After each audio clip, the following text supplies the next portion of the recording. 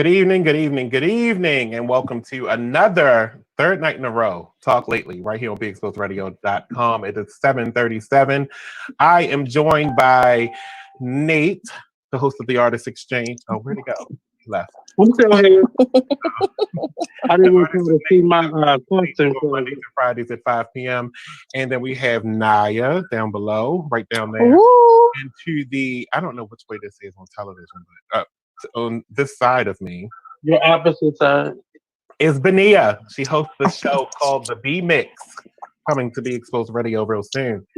And then later on in the show, we got Andrea, who's coming on, which is her sister, coming on a little bit later. So she's going to join us, and we're going to have a good time talking about stuff. So right off the bat, we were just talking about something, and I told you it was going to slip my mind, and I wanted to wait for the show to launch, and it slipped my mind already. What was it?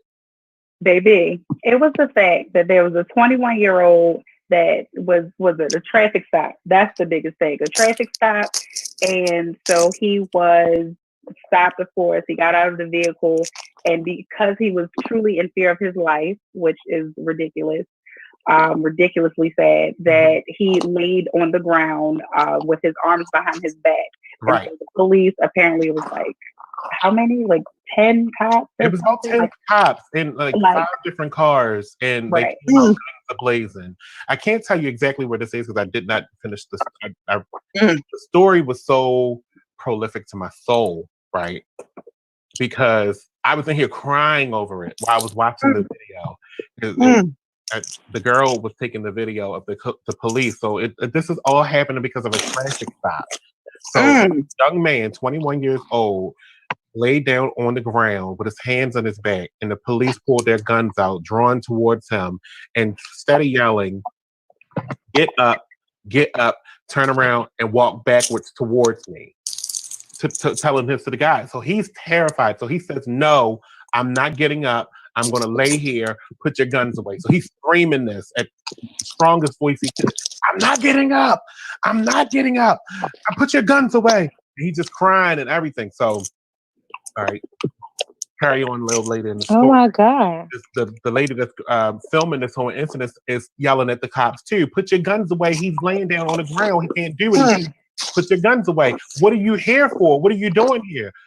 So, like I said, all of this is apparently because of a traffic stop. So the 90-year-old grandmother of this 21-year-old boy comes down the steps, walks over to the boy, and is like trying to shield him, trying to diffuse the situation.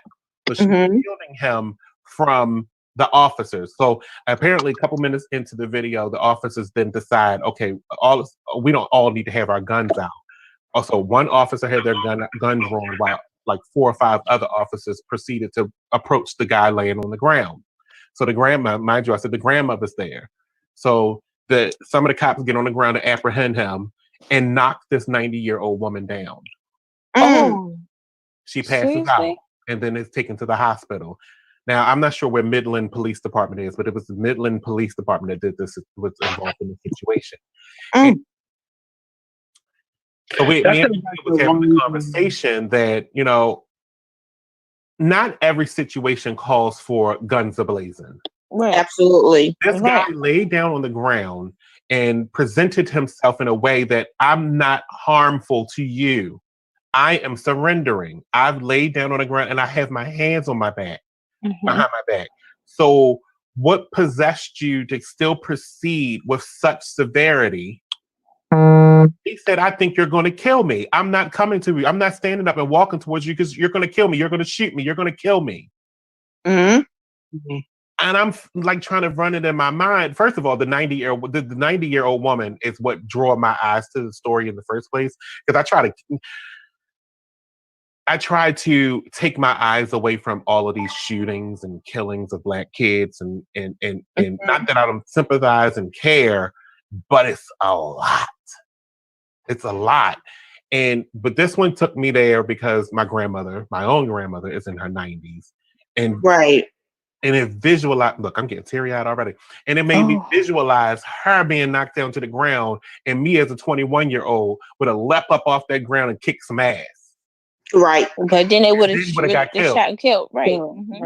That happened, I believe, like sometime last year as well, it was a young lady who they had followed back to the house, and she went into her grandmother's house, and they like tried to get in the house and wound up pushing through the grandmother and arresting the grandmother and the young lady. It like they don't care, and what is said to be true, they are just as afraid of us as we are them, and that's no excuse. But their fear should like disqualify them from their position. Like if you're afraid to be in your area, like you should not be doing this job, or you need Police to work go is out afraid there of in the feedback. farmland or something. That's it. I don't understand why they still become police officers if they're afraid. My point exactly. Right. Nyiah, how you feel? How I feel? Hello? Hello? Hi. You talking about me? Yeah. Oh. Mm-hmm. I mean, I feel the same way. It's just crazy because I feel like it doesn't matter what happens at the end of the day. If they stop you, they're gonna pull their weapons, especially a male. They're gonna pull their weapons regardless whether it's a traffic stop or anything. You could fly through the stop sign, they still gonna stop and pull their gun. Like it's ridiculous. And I'm scared for my kids to get older because of stuff like that. Because I feel like as time goes by, it's gonna only get worse. I don't feel like that it's gonna get any better. Because it's like nowadays, like even when I got stopped like a little while ago, it was like 6 cops just just for me turning my lights off while I'm pulling in my parking spot. It was 6 cops, and I'm like, "Are you serious?" So that's like I feel like as time go by, it's really not going to get any better because, for one, people are scared to stand up nowadays because you can get shot and killed at any moment. You never know. Like, I think in addition to that, it's a shared responsibility as citizens, as police officers. We have a mutual responsibility to just respect each other. And I'm not justifying any police officers, but how would you expect for somebody to feel when they don't know when or what's going to happen to them, or if somebody's going to retaliate against them? And that goes back to my point. They shouldn't be doing a job if they're fearful. But at the same time, we can't negate that crime is happening, that violence happens, that people are willing to shoot you for no reason. For no reason. We got to fix the whole system, and each part has to fix their system. And we got to stop giving leeway to the criminal activity that is going on, that is rampant in our communities, that is taking over our communities. We can't keep forgetting that, or like putting a blinder on and only focusing on the police officers. We gotta fix something about the young people or the people in general that are out there committing these crimes. Like right now, we just had a whole legion of dirt bikes just go down my street just now. And they go from west to east, east to west. And that's real and that's dangerous. And I didn't see masks on any of them. Like, no. I'm just saying it's a shared responsibility, I believe. I feel like the intimidation of Black people is getting outrageous. We feel just as intimidated from that crime level as we do from the police officers. I know I do. Benia, you had an opinion too. Go for it. Yeah, no, I was just jumping in just to honestly to pick up what has already been shared and just to bring it full circle about protocol, like, and different processes that are set in place. And as you said, Nate, just on both sides. So from citizens' standpoint and perspective, where's the protocol, the processes that are in place? Are we aware of them? You know, that, and then of course on the officers' side, just, I don't know, training. We have heard, you know, just in recent years of that they're trying to in different districts, they're they're going to different initiatives that are coming up. A lot of feet are being dragged to even get, you know, these trainings up and running. Who's saying that these trainings, who's kind of like checking these trainings? Like, do the citizens have any say so in them? Is it just the mayors or the county executives in each of the districts of course I'm only thinking in Maryland, but just of course as, you know, nationwide of these different, you know, police departments that are getting these trainings, and then why do they differ so much? I know that if we're going to keep making blanket statements and kind of putting a lot of things under the umbrella, then the training should be the same. We should have like an overall training of, you know, just being a police officer in America, and then, you know, from Chicago to Baltimore, and to kind of tweak it a little bit. And then again, who's at the table to say? Absolutely. If I was not 2020 anybody, but if I was like mayor or county executive, I would absolutely bring in somebody. Honestly, I'd probably bring in somebody that's probably doing well, right? But locked up for, you know, whatever reason, that has a say so, because obviously you've had some run-in with the police. I would bring in someone that probably is kind of on the borderline of, hey, if I catch you one more time, and then, you know, I would bring in, and I would definitely want to hear, and I hear the whole kind of the I don't know, the different conversations about dirt bikes and all, but I am one of the people, it's Baltimore. Like, I'm not mad at it, because if it was a group of white people riding down in a different area, it would be like, oh, okay, yeah, they're on dirt bikes. Cool. But I mean, I have a question, because my thing is, how can you keep the people safe regardless of what race they are or what gender they are, if you have people like the two men that killed the black guy? How do you keep people safe when you got people like that thinking they're doing some justice when they really are not? Like, it's really scary to walk outside your house nowadays with the fear of, is this the day that I'm going to be shot? Is this the day that I'm going to be harassed? Is this the day that I'm going to be whatever, God forbid, whatever happens to you? Because is even though police are getting training, it's like, are they really utilizing their training when they're just straight pulling a gun on somebody that's ran a stop sign or didn't even really do nothing wrong? Or it's like the nervousness of even jogging in the neighborhood, or even allowing your kids to go outside. You got pedophiles or predators that's willing to just kill somebody just because. That man wouldn't even bother nobody. Right. But for you to feel like, oh, he's black, he fit the description. Right. Like, I feel like there needs to be something set in place, because if you're going to do a citizen arrest, you need protocols. If you're a police officer, you need protocols. Don't just pull your gun. Just don't pull your gun. Like, I shared a post with Lyndsay a while back about a female white officer sitting on top of a young black woman, beating her in her face. Yes. And it's like, what did she do for her to be harassed and beat like that? And he was throwing her around like she's a rag doll. So even like, I'm scared for myself to even walk from my car, from my doorway to my car, or even just to the store for something simple without being harassed. To figure out a way to de-escalate things. I think if I can play midway devil's advocate. Andrea's back.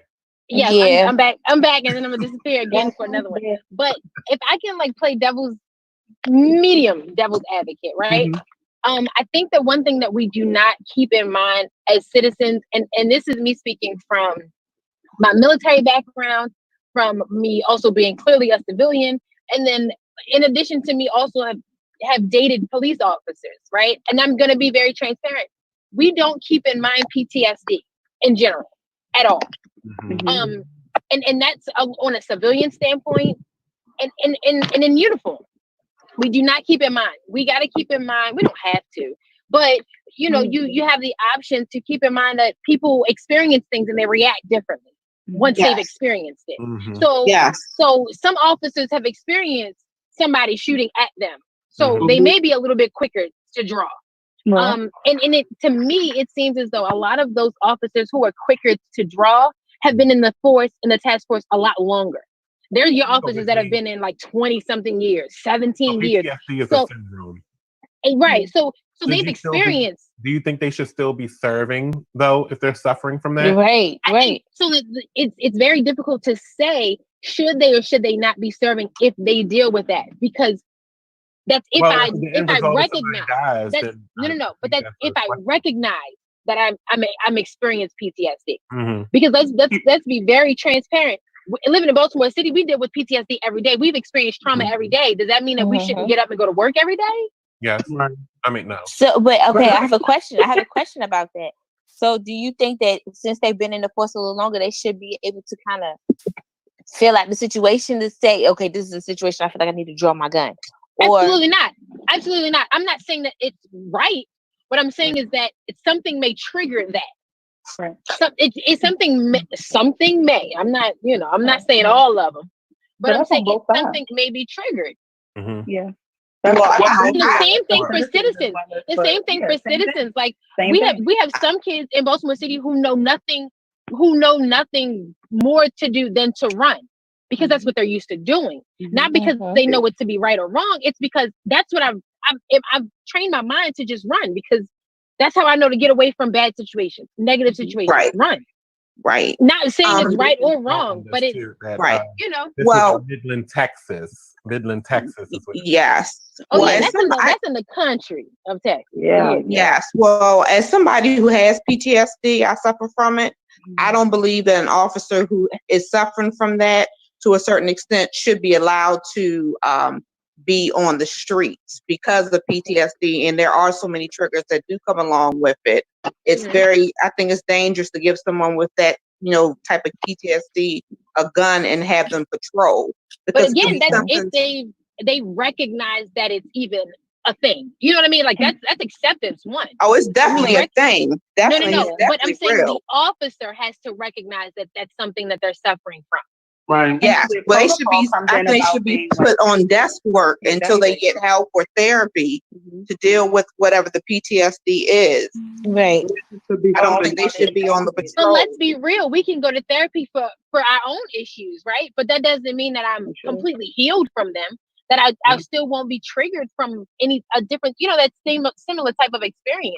I get what you're saying wholeheartedly. I'm just, because somebody would be the one to argue this. Well, like, Oh yeah, but even to argue it, even if you're going to if once you have acknowledged it, and then even if you don't, as an officer, as an individual, that you don't want to acknowledge it for yourself, if you know that within your district or just nationwide, that as a actively serving officer, that you're evaluated every so often, however often that could be, maybe every 3 months, who knows, and then so you know that every time that comes up, now that you're forced to kind of consider. And then it's like your acknowledgement is forced, even if you don't want to consider it or acknowledge it yourself. So it's like, you know what? Okay, there's something that is triggering me. And then as you're in therapy and you're kind of taught, because in therapy you're supposed to kind of dig deep, of course, that's a part of it, to bring something to the forefront, that's a part of it, and then to talk about it and to then acknowledge what could possibly trigger you. So then when you find yourself back in the real world, right? They'll say outside of therapy, real world. So then you keep in mind, like, oh, you know what? Talked about that to Cheryl yesterday. That's triggering me. Goddamn, let me put this gun back. Now hold on now. Okay, the boy's 21, grandma 90s now. It may not be that bad because, like Monny said, to bring back the fact of the de-escalation piece, that I think if I'm trying not to categorize and kind of group all of the instances together, the unfortunate instances that we keep hearing about. But if there's any type of common denominator, it's the fact that there was either lack thereof or very minimal de-escalation, like that everybody just went straight to 100. And it's like, to me, I believe as a citizen, I do believe that at some part, because like Monny and I were talking about the protect and serve, and I hope you get back to your point of switching that around, but you're supposed to de-escalate at some point because you are the officer, so there is more responsibility on you as the officer versus me as a citizen that could or could not be committing some type of crime, especially if we're talking about a traffic violation, a traffic stop. So I'm very confused, and I'll be very honest. I have been a victim of police brutality, all based off of a traffic stop. To bring race into it, not really to say so, but just to say what is. It was a white male officer that beat my ass like a man, beat me bad. I'm sorry to hear that. Thank you. I didn't look for no sympathy, but you know what I mean? Like, it's just. Sorry. It's, and I still have this just because of the way I'm wired, that I had my experience and I've had to work through that, but I still have this place in my mind, my heart, my soul, that it's like, I'm not going to hate every officer. I know officers in my family. Like, I think a lot of us, have somewhere, or removed, but it's still a place. And like we were talking about already, that there's a responsibility on both sides of the fence, to the point to where there's not a divide, that we can get that divide out. And that's in the ideal world, right? That there is that's like, oh, okay, I'm a citizen. I see an officer. Hey, how you doing? So they're trying. They have the pictures of an officer holding a baby. Okay, that's cute. But how did that compare to when we hear about this story of the gentleman that killed the young man like that? I mean, and then even this story here, like you knocked over grandmama. Now come on now. To the point where she passed out now. To the point that she passed out and had to go to the like, hospital. Come on. Like that's stuff like that is unnecessary. To me, that's not PTSD. That's brutality. Because there was no threat there. There's no threat there. Yeah. I was raised military myself. I'm a military brat myself, and I've seen a lot of PTSD among soldiers. I just don't think they should be, unless it's dealt with. I don't think they should be actively in the streets, because I think that's what happened with Philando Castile when he was murdered. He was just reaching for his gun, and she shot him because she said she was scared. So it's just I think that it, as it pertains to anyone in uniform, it is imperative, and I've said it even as in regards to this whole COVID-19 situation, as it pertains to our nurses and those who are our first responders. Anyone who is in uniform, I believe that it should be free for them to get continuous mental health. Absolutely. And it's not. Definitely. And I feel like it should be encouraged ongoing and not be, this officer had this experience, we're going to, make him go to therapy, or he or her go to therapy. No. This needs to be ongoing, because those persons in uniform specifically go through various things. And I agree. It's a whirlwind and a freaking circle of just, you think you're down, you think you're good. Okay, something else happens, and that's life in general. But when you're dealing with it when you're home and at work, and in a different type of capacity, are some of our officers that I have met and am friends with, it's normal for them to see dead bodies, y'all, and that's not normal. That's not normal. They don't grieve, they don't do any of that. They're so emotionally detached that it's like, hey, no, I want you to know. And let's be very real. It's also here in Baltimore. Our young people have normalized gun violence, and it's sickness. Yes, it's not. It's not normal. And they fighting. Yep. Yes, and they think that it's normal, and they don't even respond correctly, or they don't respond how someone would really respond. That it's normal for them to go to vigils once a week. It's not normal. And so for some of our uniformed personnel, ongoing therapy needs to be encouraged and enforced across the board. And again, I'm in the military, and I feel like it needs to be enforced. Agreed. I watched somebody who I dated in a long-term relationship join law enforcement and turn into a completely different person because of what they were dealing with when they were in uniform. That exactly leads me into what I was saying too, is that we gotta, I don't know if it's a training thing, because some of these officers immediately come out on 10. Yes. Yes. They don't know how to de-escalate a situation. Yes, absolutely. From being on 10. Right. Because you give me 10, you're going to get 10 back in return. Absolutely. And if you don't know how to de-escalate that situation, because that's part of your training, de-escalation. That's what we used to know is what an officer was supposed to do, is de-escalate a situation.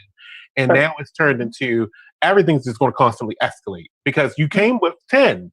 This situation, they came with 10. Guns drawn immediately for a traffic stop. Yeah. Right. Yeah. What was he doing with his car? If it wasn't manslaughter with the car, why is your guns drawn? Exactly. Absolutely. And mow down 10 different people with his car, why are your guns drawn? Exactly. But another question is like a simple conversation to me. Is in Midland, Texas, are the body cams required in Midland, Texas? You know what I mean? This is the same Midland. Now that I'm remembering this, Midland, Texas is the same place where that little girl was coming from the swimming pool and got beat up in the grass. It sure was. Wow. So the question is, do they have body cams? I think they do. I was going to say, I feel everybody should.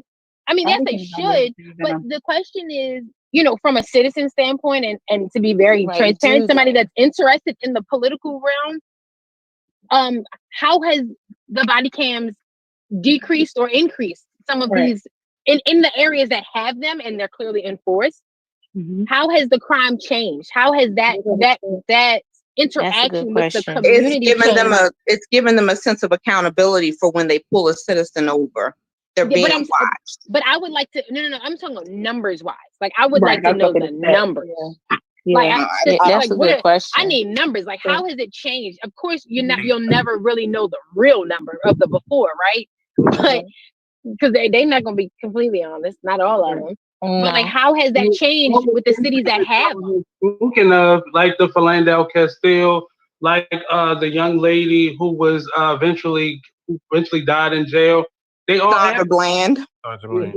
They all had body cam. So having a body cam, the incident with the young lady that was at the pool party that was beaten, like they all had body cams, but it's all subject to when you turn that body cam on. Right. There you go. We Philando Castile, we saw it. It was a dash cam. We saw the murder happen. Yes. It has to be considered a murder. And police officers, there's a couple issues because they go through training, but there's not like a yearly evaluation. They have free reign to go to a therapist, but just like us, we don't want to say something's wrong with us because then we're going to have to go home. And a lot of people don't want to reduce or potentially lose their job. Maryland is an at-will state. So if something's wrong with me, I'm going to end up losing my job and there's no security in it. So a lot of people don't really want to say something is wrong with them. And a lot of them aren't getting the training. All officers go through a force continuum. Like the force continuum is the levels of de-escalation. And you have to start with this. The problem is they're going right to their guns or their taser. Skipping over. Yeah. Right. But also too, a lot of people don't believe in therapy. Right. True. And it's being used as a punishment. That is true. How are we discouraging people? It's being used as a punishment. Now, they also don't know why therapy works, and then in the police department in particular, they also don't know that HIPAA still applies and that everything that you might say in your is confidential. Absolutely, exactly. Absolutely. So I have a question. The fact that you have to go is still like a note having to go, but you don't have to tell nobody. If you stop talking, shut up, and go de-escalate. Maybe you could get yourself your mind shrunk. Exactly. I do like the. Go ahead. Go ahead. Oh no, I was just going to go back to Lyndsay's point of if we know that they are experiencing PTSD, because at the least there is, and of course I know HIPAA, but then I would believe, I'm not sure, if at least I guess if they're diagnosed with PTSD, so diagnoses are or would be, I guess, to your employer where I guess it's relevant to, I guess, your performance or something like that, that at some point it kind of comes into play.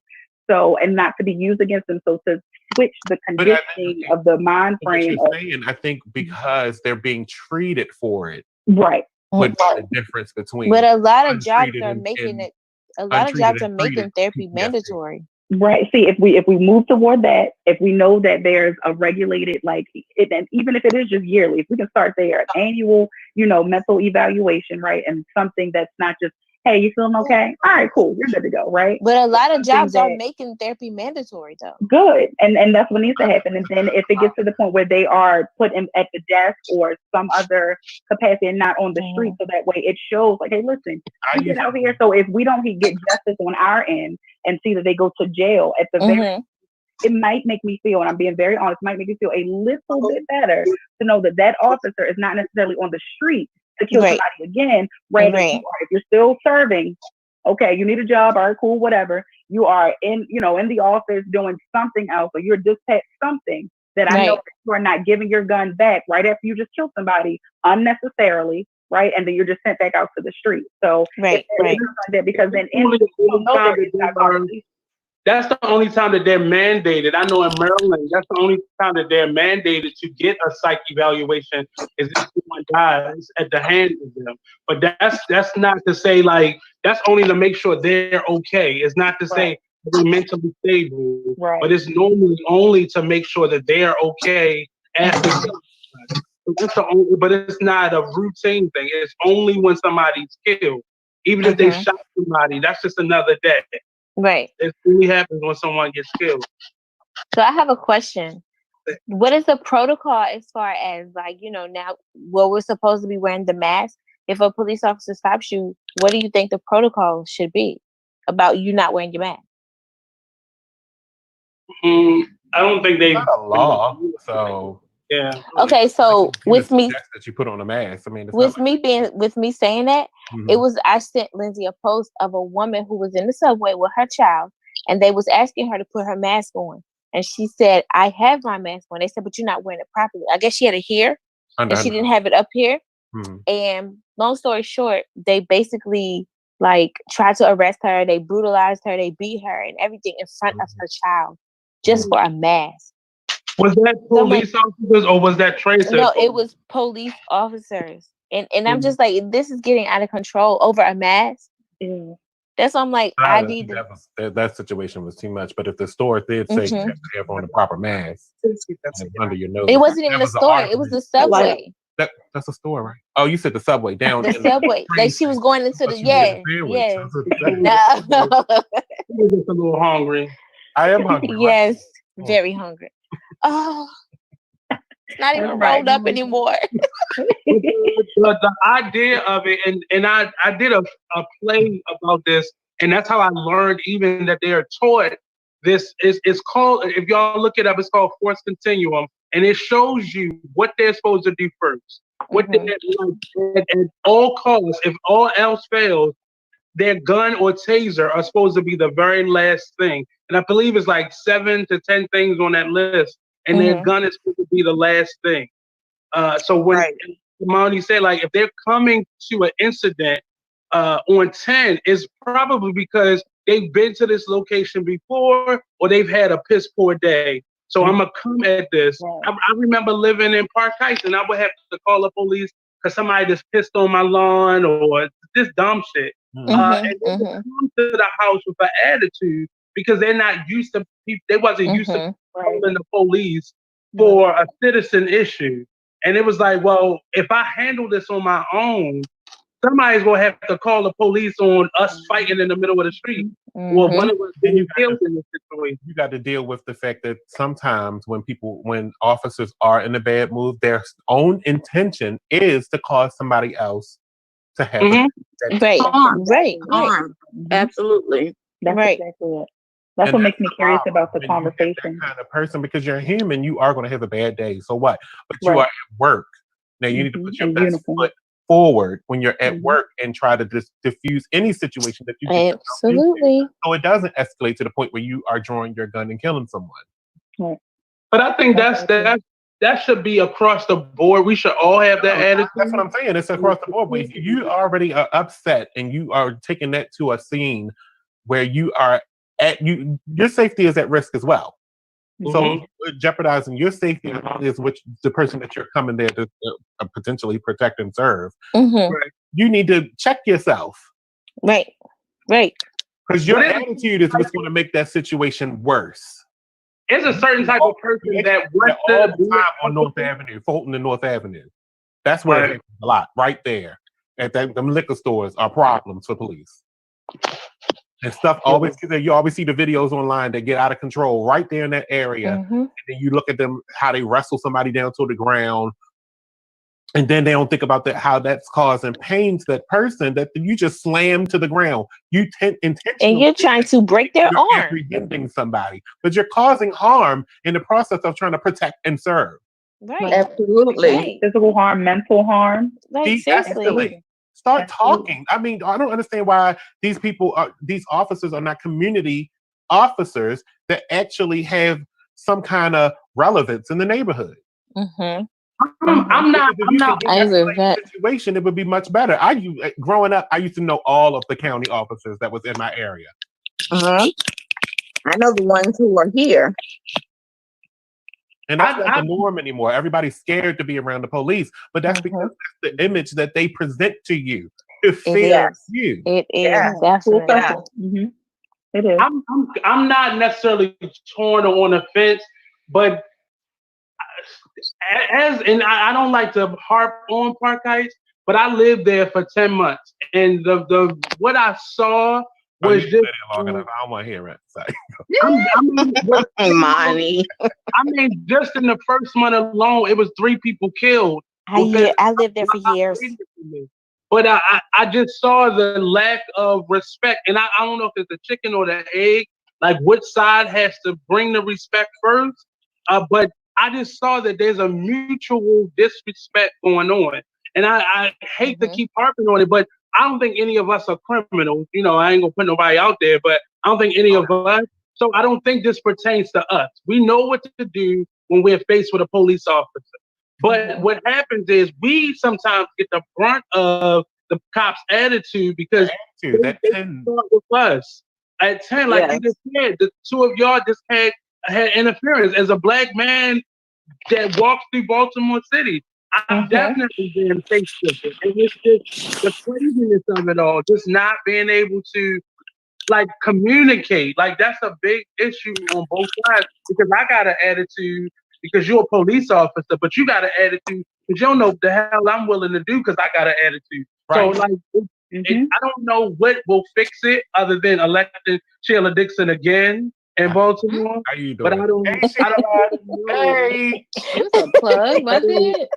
Did she pay for that? No, did she pay for that? She didn't have to. I was just asking. She had to. I've always been a fan, and I'm a fan still. So. I was just asking. I know. I appreciate it. Thank you. That's my civic responsibility. Yes, responsibility. I'm an equal opportunist, so I was just. I mean, that's a topic. I mean, I think I might bring that back around because that's a topic for a whole entire show. What? Some officers involved. Because I want an officer from every single district, southeast, southwest, northeast. They ain't finna talk to you because you got to go through public affairs. That's okay. I can do it. I know TJ. He's not with Baltimore City. I know that, but I know TJ. He knows people that he can. And after you just said go Sheila, he ain't finna come on and get. He ain't finna do nothing. Well, he knew he wasn't gonna be mad when he started trying to run. He felt like in his spirit. So get over it. Get over it. Make nice so she will give you a job. All right, let's talk about real quick. Let's just throw this in here real quick. That guy that y'all know, he's up there in that White House. The guy that y'all know. He's supposed to be coming here this weekend. So it's supposed to rain. Mayor Young did release a statement in regards to it. So he says today, Mayor, here's his statement. His statement says the city of Baltimore acting home order that was put in place to safeguard our residents and the dangers associated with COVID-19. We have worked closely with our health professionals to educate the public about the benefits of social distancing and staying home, unless leaving for an essential reason, like visiting a doctor or picking up groceries. That President Trump is deciding to pursue non-essential travel sends the wrong message to our residents, many of whom have been disproportionately impacted by COVID-19 virus. I wish that the president, as our nation's leader, would set the positive example and not travel during the holiday weekend. In addition to the president sending a conflicting message to our residents, his visit requires personnel and equipment that has a price tag that our city, which is still dealing with the loss of roughly $20 million in revenue per month, simply can't afford to shoulder.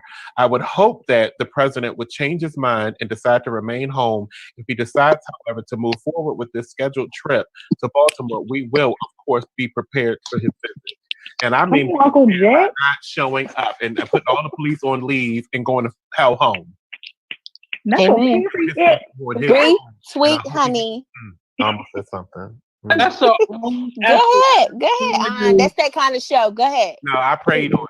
I already prayed. That's the only effort that I've seen acting Mayor Jack Young give in this whole time he's been acting as mayor. Oh, that's the best statement he's ever given. Yeah, that's the only effort that I've seen him put forth. I am impressed by this. But it makes perfect sense. You know that this city is still closed. They've actually told you this. But he doesn't. Go to Annapolis. They're open. Go to Annapolis. There's memorials there. There's statues over there. You don't got to come to Fort McHenry. That's the same man. And then you're getting too close to my house. Then you're coming too close to my house. Messing up my traffic. I'm so happy that there's no game. He's coming to Westport? Oh, that's wild. He's coming to Westport. Oh no, you see this background, baby. This ain't my... I don't know if he considered all the I don't know, what does he come to do for the memorials and all of that? Did he consider that when he was talking his trash about Baltimore City? Like, what you doing now? Did he ever apologize? Like, what are we doing? What is the big deal now? Boy, go away. We don't want you here. You don't go here. Absolutely. And these are the moments where I want the hood people to come out. If you will come out for a damn cookout, you better go over there and ruin that whole right. Because it's by him coming here, which means that's going to make crowds want to come and see. And No, don't. Not me. Well, I'm trying to go out there and just Please, people are gonna be too busy partying. Ain't nobody worrying about him. Who partying? Y'all better go in the house. You know they Memorial Day is partying. canceled. Didn't you see that on the news? It's They canceled. ain't what about that. They still gonna party. Y'all need With to no leave your mask. grills wrapped up. Wrap your grills back up. I'm sorry, y'all. Get a cast iron pan and make a burger. Hot dogs, boil them in some water. Oh gosh! Stay your asses in the house. You know they ain't doing that. They It's not still a just joke. their hair open. That was it. I mean, they're already making suggestions. You know, school. When you go to school, when you first go to school, they will not allow you in school without a vaccine. So that's the next conversation up on. Wow. We don't want to open schools without a vaccine, without your children being vaccinated from the COVID-19. That's the next conversation today. I didn't even know that. Wow, and it makes total sense. They don't want they don't want your unvaccinated kids in school. If we got this illness that's floating around and killing people, right. Why would we not? Why would we allow unvaccinated kids back in school?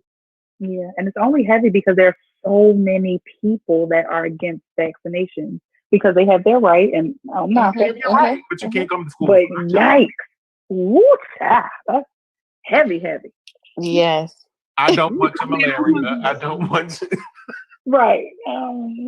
My kids is up on their shots. It's so interesting that, whooping cough is, as of last year has started coming back. Like, what the hell? Whooping cough? Yep. How is that a thing again? Because you're not vaccinated, bitch. I'm not getting whooping cough. Right. It's a thing. Oh, the other one was an increase in tetanus. People getting tetanus.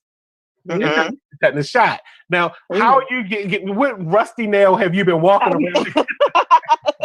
Oh my God! He said a rusty nail. Not a rusty nail. Right, you're sucking on rusty nails. Like, what is going on? Oh. If you don't want your child to be vaccinated, then you need to take the proper precautions to homeschool your child. Because the way a cold can go through a school is crazy. Oh, God, yes. Yeah. I think it was maybe like 20 years ago, they had the highest amount of teachers calling out sick that they have ever had because a lot of children were still coming to school sick. With runny noses. Like, and you don't want to get a child cold because you're about to die. We talked about that yesterday. That's what COVID-19 is. A child. Yesterday, COVID-19 is a child's cold. I heard it was, what is it, airborne AIDS? That's what I heard. No, it's an elementary and middle school cold. I heard that too, Nyiah. I heard that too, Nyiah. Can we be very clear that it's the China virus? Okay. That for number what's the number? Number 45? The number 45 made? Yeah, that he made. Yeah. I'm with that. I feel that. Okay. Baby girl said, I'm sorry, you said what? Virus. Yeah. So let me tell y'all, text along with us too at 443-642-9403, as well as comment on any of wherever you're watching this live right now. If you comment, we get your comments and we'll respond to them too. So a Tennessee man posted a photo of Obama in a noose. Oh, what? No. Not my president. Gosh. reason? NAACP a formal apology from and a full investigation of hate crime and confirmation that the employee has been terminated. Gary Casper was terminated. He was terminated after he posted an image of the former president, Barack Obama, with a noose around his neck on Facebook. The meme was accompanied with the caption, "Pay-per-view." And what's dumb to me is when we share stuff like that. All we're doing is marketing their hate. Like, I think that's dumb. I've seen some stuff too, and it wasn't on that extreme, but it was on the reverse. You know what's so interesting to me is that he is no longer the president, and people are still infatuated with him enough to like keep that amount of hate going. Like I got to hate you a whole lot to still be hovering over your presidency, That's right? Because his I had some people I went to middle school with that was like still resonating with him. Yeah, okay. Come on. People I went to middle school with that was like they still have people from middle school that have problems with them from middle school. That's the funny part about that, though. Time. The funny part about that, though, I think the only thing he changed when he moved into the White House was them gold curtains. Because they love the way Michelle Obama decorated that White House. I read there's an article about him not wanting to keep the tradition going and unveiling President Obama's photo in the White House. You there? I come. You pissed. But I would have been okay with it. You don't got to unveil it because I wasn't coming anyway. I do have an empty name on it. I wasn't coming. I don't want you to I don't want that to be in the history books. What I want in the history books is that I wasn't showing up to you for you to unveil my photo. That's perfect. That's good. I don't want it to be in a history book. I was present next to this racist ass man unveiling my photo in the White House. That's not what you think Uncle Rock going to tweet that he wasn't coming anyway? Wait, who Andre? He didn't say anything. Uncle Rock. The whole point. The whole point is he didn't say anything. This is all coming from media sources that said he wasn't coming. But he hasn't said a word. And that's how I like it. Don't even say a word. I'm not going to reply to him because that's what he wants. He wants us to have an open battle live on air. And we're Uncle not. Rock, send a reply. I'm in Martha's Vineyard. Okay. Water. Okay. And I'm chilling. I'm good. Kelly. Okay. But his you're not going, Bo. Bo, you're not going at all. I don't need I want whoever the next president is to, when they get to the unveiling, not to unveil his, but to unveil Barack's. Like that. That would be Biden. That would be Biden. Biden is the one that's not going to unveil. Okay, can we get into that, Monny? Can we get into that? Go for it. I got a question. Hold on. Oh God. Because I got this here in the mail, right? Hold on, let me put you up on the screen. Go ahead. Yeah, I got Anybody else get one of these? Yeah. Get one of these? Yeah, we talked about that. Let me check. Let me look. Hold on. So we're gonna talk about who's gonna be the next president, but we got paper ballots. We're gonna talk about it. Go for it. I don't like it. I don't like it at all. You don't like it? I don't like it. I love it. You know that again? The way, in one way or the other, you're still dealing with a person. Yes, I have one of those. You're still dealing with a person intervening in your vote, which means that people that are in like your polling place, they intervene. Sometimes they lose baskets of votes. Yeah. Like, are you not? So this is just another way for us to not get more accurate results. You think so? I don't think so. I think there's going to be more voting than ever before this way. You think so? I do think so. That's why I asked about yesterday. I asked about the prepaid envelope, because if it wasn't a prepaid envelope, that's when I think voting turned out to have been low. It's a prepaid envelope. In that envelope, you put it on you go to the mailbox and you put it in the mailbox, and it goes right downtown. It's not like it's going out of state. Right, and nobody has no excuse. Most people are not working. All you got to do, my mailbox on my street is right on the corner. There's no excuse for me not to walk to the corner to put walk to the corner and put that thing in the mail. You would drive right down to 900 Fayette. I'm gonna say this again. I see it's two parts. It is a problem First of all, the mail is behind already. You're right.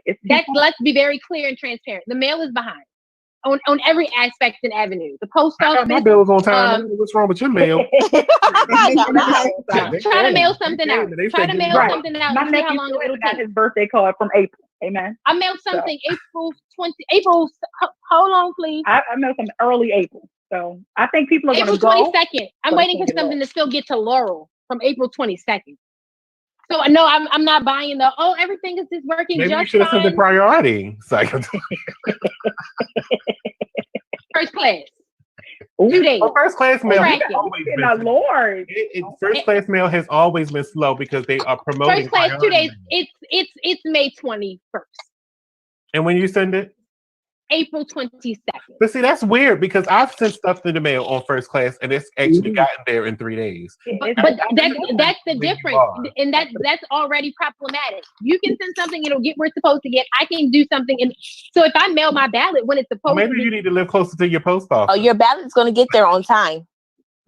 Please, I'm not going to lose these ballots. It did take a couple extra days because I thought the ballots was going to be here by last Friday, and mine came the other day, Tuesday. So no, I got mine last week. A little while longer, but it got here. My concern is that I got my stimulus letter on time. I still ain't got that. Still ain't got that. My concern is we already have a ballot count problem in Baltimore. Yeah. But that's why I say. So to give me a paper, I actually kind of figured that this would be better because it's all going to one central location, which is the board of elections, where it doesn't have to be shuffled all the way back to that building to be recounted, to be certified. Yeah. I want to if that's a concern for you, they have drop-off locations for you to be able to drop them up. If you don't they got boxes all over the state. Can we push that? Trust and believe. I'm not new to the voting. Well informed. I still am not a fan. But the same thing that you would do anyway. It's just you're not going to a polling place. But this is the same thing that they do. I am even more concerned with it being a paper ballot. I don't know how many other languages I gotta say that. It's nothing we can do about it, but right. So as it pertains to our mayoral election, wait and see. At this point, our city council president, and come on. At this point, it's a test run. So I think we need to wait and see. I mean, because we're all talking about this in before it even happened. This is the first time it's happened here in Baltimore. It's the first time it happened here in Maryland that we had to do a mail-in ballot besides absentee voting.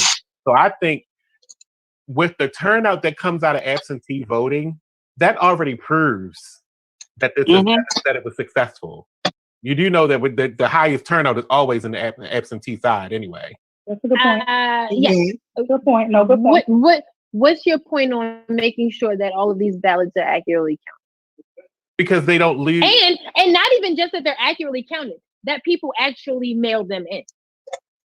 But that's not my problem. My problem is my problem is hoping that you will, because a lot of people won't. I mean, just on the strength that they lazy. Mm-hmm. Yeah. You're hoping that they will. I can't be responsible for what you're not going to do if you're not proud of your city, because I'm proud of my city and I'm going to vote to make sure it gets better. And I want us to tackle. That's my responsibility. I can't be responsible for how anybody else does it. Right. I want, as we're pushing people to go to tackle the fact that there's drop boxes and drop locations. I think that we just have to do. I think that's the part that we all can do. Is we're like, hey, you want to vote? We're kind of just holding, people in that close circle. That's what I always ask. Did you get your ballot? Have you gotten your ballot? And then tackle on that second part of knowing that there are drop boxes. I think that because that's the only thing I've been worried about. Like, it's the mail-in part. So it's like, hey, as soon as you fill it out, baby, have it in your pocket, put it in your car. Well, your vote will always count. If you get it in the mail by next Friday, as long as it's postmarked by next Friday, good. And those are small details that people need to know. Yeah. Right. Because hopefully it'll mean that it's a lot of people that have not, because Lord knows in 2020 there are still individuals in our own communities that are proud to say that they have never voted. So that's true. Take into consideration of that, and we'll just deal with what is. So trying to change that, right? So if we can press the fact of we got to push these small details. We can't operate. In Baltimore, it is like very normal for us to operate as if you just know.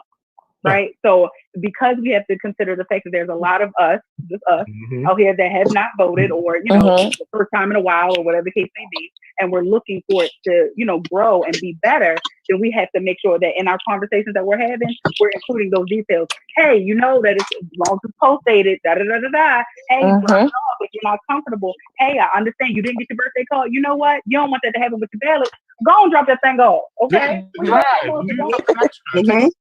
Tell them as soon as you find out the location. Hey, girl, it's nearby the market. It's nearby that nail salon you used to go to. Now, you know how to get there. Right. Worry about this too. We gotta help out people out, man. Where's mine? It says mine right there on the counter, y'all. I got to top mine open. Hold me accountable here, because I keep looking at it like. I'm gonna take it to the box soon as I probably get off of here. Okay. It says fill in the oval. It's very specific. Fill in the oval to the left of the name of your choice. You must blacken the oval completely. Don't put no not dot. A blue pen. Right. And do not make any marks outside of the oval. Okay. You did coloring books before, right? You do not have to vote in every race. So you don't have to choose every person that's on your ballot, except for Lyndsay, because she only got one option. Yes. Right? Yeah. Oh, no. What district is she in? She in Howard County. Yeah, I live in Howard County. Sorry. She didn't even get to vote for the president. I've been looking at my city council rep. Now, listen, can we start some virtual voting parties? Hey, girl, let's get on. Okay, what we doing? About that. I'm not mad at If you sound like the Sheila Dixon's campaign, then they send out regular reminders and everything. I'm not mad. Can we just say, because this is something I have always pressed, right, for our folks to know, that here's the thing. So you'll hear a lot of people speaking about the people that say that they, are proud, but I would never vote, child.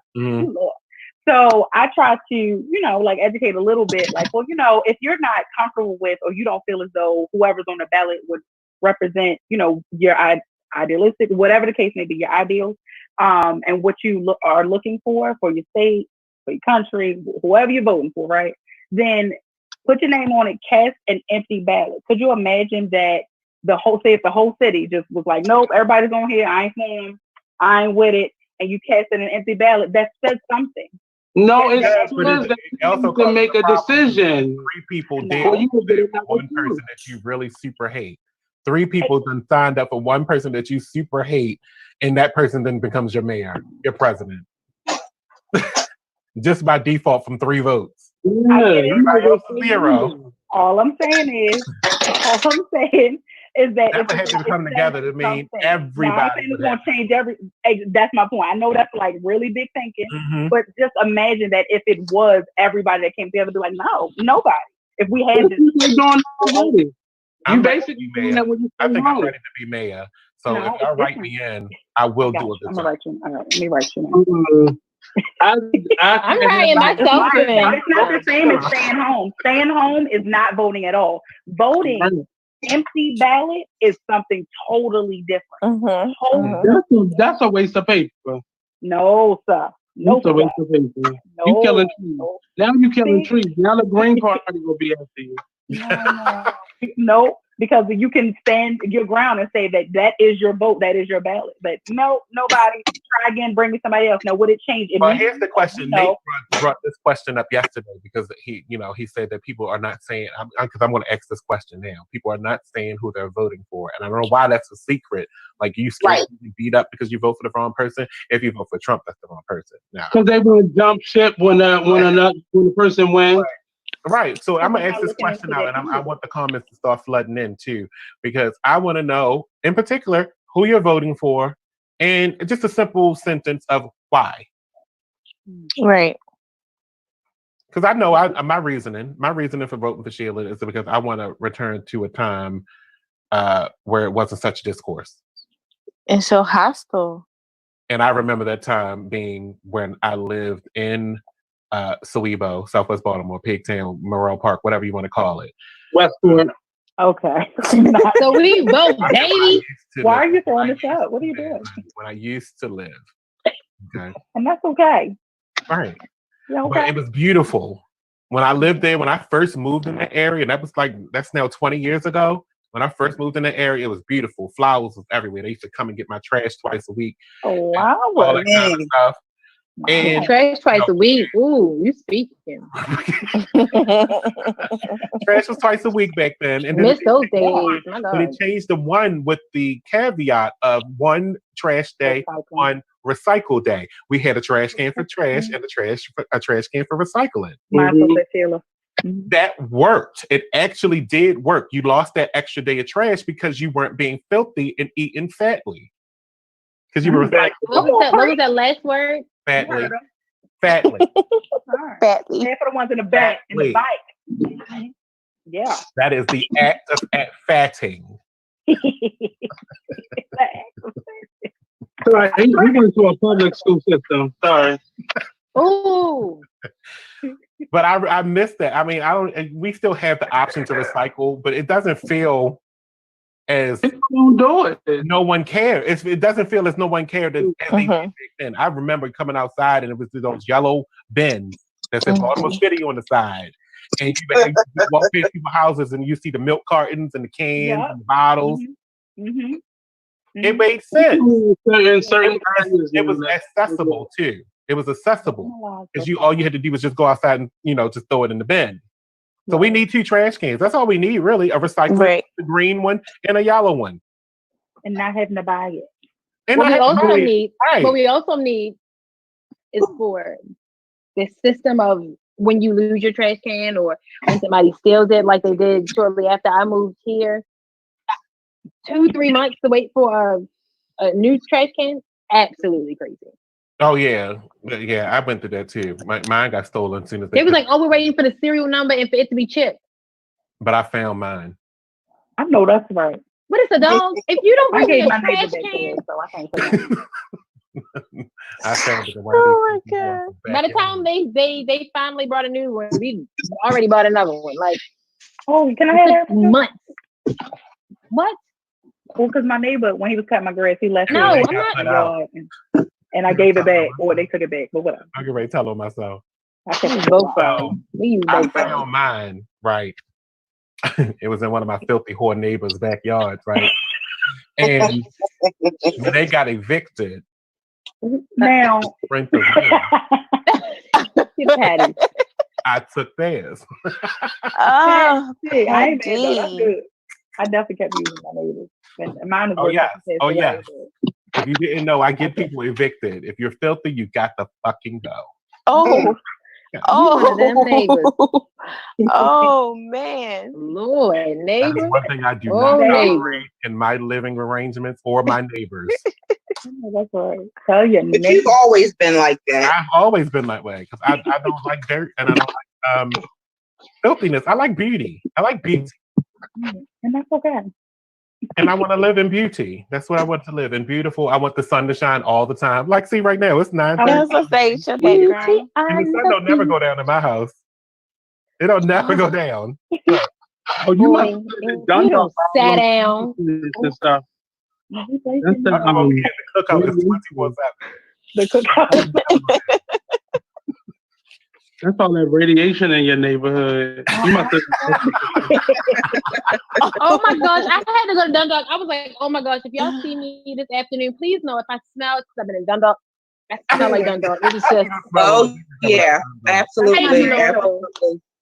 So just to carry on with the conversation about Baltimore City, the city council has now voted to extend the state of emergency for Baltimore and Baltimore County for another 45 days. Oh wow. Okay. That doesn't mean that they're locked down, but that because they did start opening things up. But the state of emergency has been extended. Not mad at all. And then moving on to this one, because this is a big conversation. I think that's probably going to start kick off another conversation. Yeah, but y'all haven't said who y'all voting for yet. Y'all just skipped that question wasn't for them, for the panel. That question was for the texters, callers. Yeah, the listeners. What else on under the bus? I guess y'all got your hands in your pocket. Who you voting for president? Let's talk about that. Y'all just got away with that one. On that as well. So no, this pastor who claimed to cure the coronavirus with faith and prayer. Oh, Dies of coronavirus. Okay. okay, yeah. So it's a pastor and former presidential candidate of in Cameroon. That's Africa, right? Okay, Cameroon. I'm not going. He claimed he had cured coronavirus via laying hands and has reportedly died of the. Hold on. He died of the infection. Ignore messenger. I can't say the name, so I can't tell you who his name is. His first name is Frank Line, but the next name start with an N. So got a D afterwards, so it's ND. So I just can't go there. Okay. Died on Saturday at the age of 39. The authorities had to use force to enter, last name not known, residence because his followers, who believed he was a prophet, had blocked the entry as they prayed for his resurrection. What? Jesus. Is that thundering?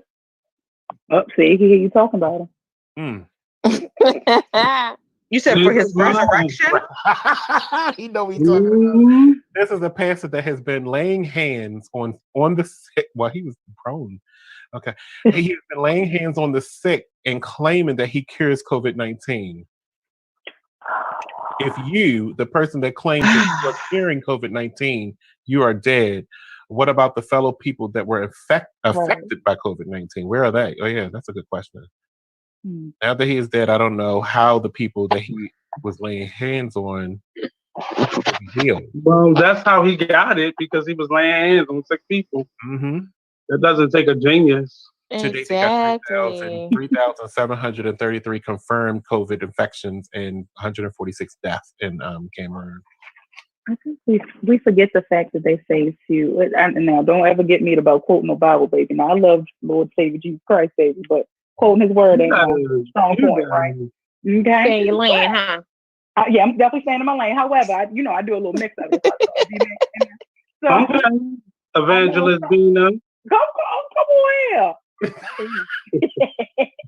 So, all I'm saying is, I think that we forget about the part of, abide by the law of the land or something like that.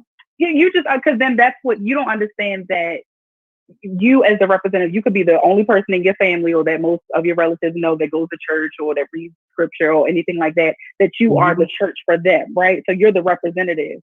So you fucking that faith up, sorry, but like you messing that up for them because you done went left and you're not really doing what's smart and what's right, what's good for you, what's good for the people, what's good for the people. But there's a point when you take your faith too far. That's good. Absolutely. I mean, what he was doing had nothing to do with faith. Let's not do that to the church. Right. What he was doing was being one of those fake prophets. That's what he was doing. Absolutely. So in the name of faith, and that's what you don't know that because he absolutely honestly believed that his Lord and Savior was there anointing him to do this. If that was the story, I was doing this for TV or anything, because I know I didn't say it. But there's something in the Bible that says that why be foolish and die before your time. Come on here. But he was going continuing to follow in his footsteps. He was continuing to follow in his position as, what is he, a pastor? You're talking about hands on people inhaling. That's what he does, right? Let's equally divide that word. You said his. That means his flesh. That means he was going to his own understanding and not God's understanding.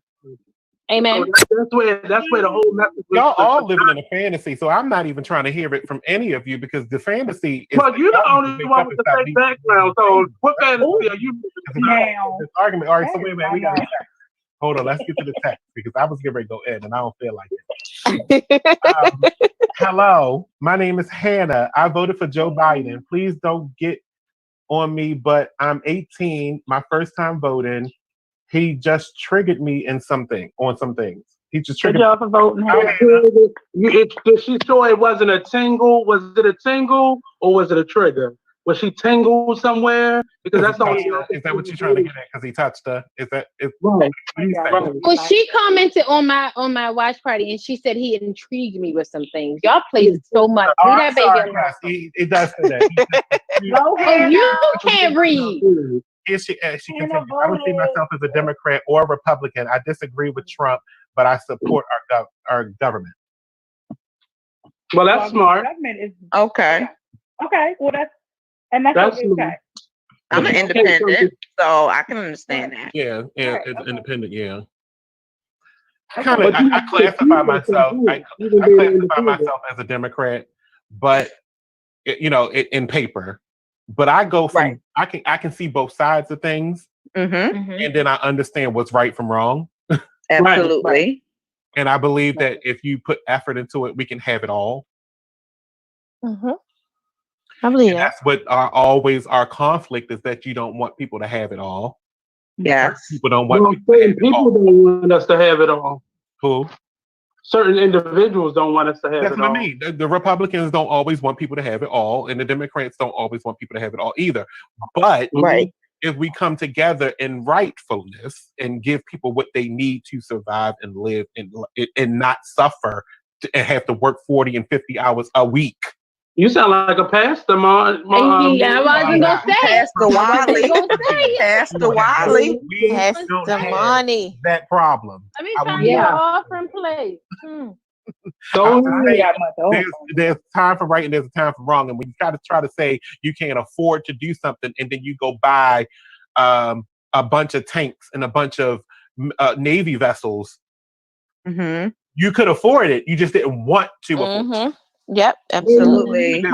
Buying Navy vessels and shit like that at a time where there is no war. What is the point? And the same thing goes for Mr. Hogan. We can't afford education, but we can afford a Pimlico racetrack. What was that? Come on now. Okay. Well, I was in the spirit of it. See, that's the Republican side of him coming out. Coming out. I guess you're trying to monetize the fact that education brings out graduates that then earn money to pay taxes. Is that how you're summarizing that? Because I mean, that's a portion of a revenue generator. That's a big portion of it, but we have always been overlooked in our urban community. But I'm trying to figure out how you can monetize. How you're trying to monetize the Pimlico racetrack with education.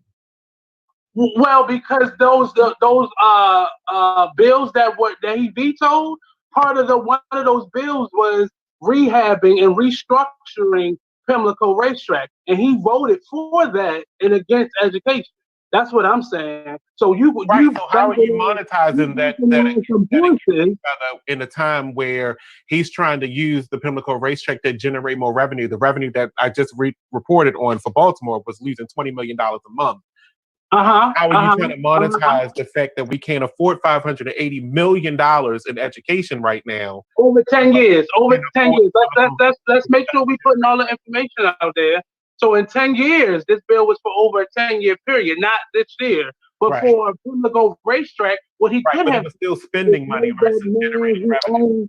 That man who owns Amazon, since he's not paying no taxes, he could have partnered with the city to help rehab that. We're not going to go with you tonight, Nate. We're not going to bring in 5 different other subjects into not answering the question. That's on the table. About solutions, though. Let's create the table. Hold on. Okay. Did you just mute him? I did. I was getting ready to. He stopped though. He's like in and out too. Like he's muffled at times. He's not muffled. No, the question is on the that's on the table is one is an exit of money. Pay for education. Not saying that it's not well worth it. I'm not saying that it's not worth it. What I'm saying is one is an exit of money that we don't have because we're losing money every single day. Because of the pandemic, we're losing money every single day. The racetrack being renovated is to drive up revenue, so we can bring money into. Have no time soon. Let me finish. The racetrack is to bring in revenue to drive things to pay for education and things of such. When we don't have any money right now to pay for that, how are they going to get paid without revenue coming into the state? Well, how they gonna get paid? How they gonna pay for a racetrack that ain't nobody at right there right now? Ain't no horses running there right now. I mean, I don't get that. That was a bill, right? That's what we're talking about. The bill that was passed. Yes. To renovate the Pimlico racetrack, which is already standing and is falling apart, quite frankly. Yeah. So they're going to renovate it to bring in money that will pay for it and future things. Yes. Well, they said that about the casino. They said that about the football stadium. Well, the casino thing, I don't know if that even fits into the conversation, because the casino thing is I think it was mismanaged. What's going to happen with the Pimlico racetrack? Is that going to be managed properly? The casino, nothing was mismanaged about the Pimlico racetrack, to my knowledge. It's just falling apart. It's old. Well, I mean, no one wants to go there because it's dilapidated. There because there are no hotels close by. Why can't they find a private donor or something? Why must they? If they were falling out the woodworks, they would have. I do believe private donors ain't falling out the woodworks. Not for racing. Well, that was part of my solution, is to get Amazon to partner, since they're not paying taxes. Amazon, but Amazon has to want to do it, right? Well, I mean, if you say either you pay taxes or a partner, I mean, I think that right. But that's again, you're trying to make the consumer suffer for you to get something done. That's not right. You mean you the consumer? You don't. I am the consumer. Yes, I am the consumer. I use Amazon. Yes, indeed, I am the consumer, and I would like to not pay for my shipping fees. Oh wow! Oh wow! So children, I would like to not pay another extra fee for my shipping, please. So children are less important than your shipping costs. That's what you're saying to me. What you say? I got my education. That's what I'm trying. I fought tooth and nail for mine. I didn't need it. You got yours. You got yours. So they got to get there. Amen. Amen. Okay. Okay. Ready for benediction. Oh Lord, yes. Oh, y'all preaching back and forth. All right, let's bring everybody else back in. I see how small your shoulders are. Oh, Hannah, I love you. You keep coming back. Come on. So Hannah said one more thing. I also disagree with the paper ballot because it can be easily manipulated, and even with the electronic, it can be hacked. And so it's a double sword edge, a double-edged sword. Sorry, that's the right. Well, aren't most of us using paper ballots anyway? Right, but you actually put it through. You're supposed to stand there and watch them put it through the electronic machine at the time. No, I do. You put it through yourself. I did too. I was like, okay. And do I get a receipt? I mean, that would have been a better solution to do that. And then, if they're going to see, it's a pandemic outside. Here's the thing: if they're going to rig the election, there was nothing any of us could do about it in the first place. Right. So you just gotta put your best foot forward and hope they don't. That's the only option. I say vote regardless. Vote regardless. Yourself. They're not gonna let you do that.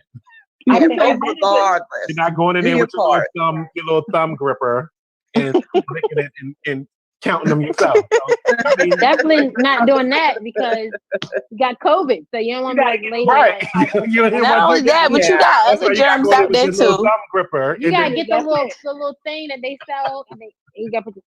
Yeah. But you know what? That's a conversation for our community, though. To put your best foot. If we were saying that, put your best foot forward, put your best efforts, forward, and hope for the best. That even goes back to when we were talking about the police brutality. That when all the instances that we can think of that we as a people did not receive the justice that we were hoping for and looking for, you still keep moving forward. That is right. Absolutely. People, right? Right. Absolutely. You got to put the best people in office. So if your board of elections, if you don't believe in your board of elections and that they're going to count your vote correctly, then you wrong in that seat.